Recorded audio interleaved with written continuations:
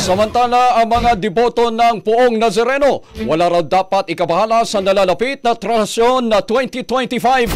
Brigada Ann Cortez, ibrigada mo! Brigada Live Report! Itinanong ni Senate Majority Leader Francis Tolentino kay Department of Health spokesperson Assistant Secretary Albert Domingo ang katotohanan sa likod ng kumalat na international health concern.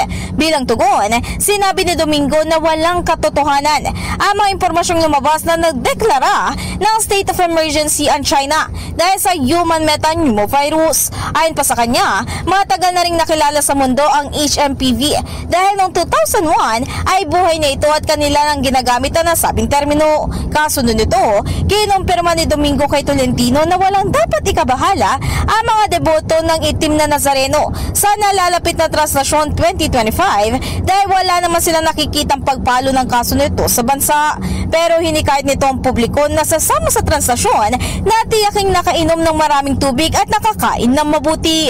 In the heart of changing lives, ito si Brigada Ann Cortez ng 105.1 Brigada News sa Manila, the Music News of Crazy.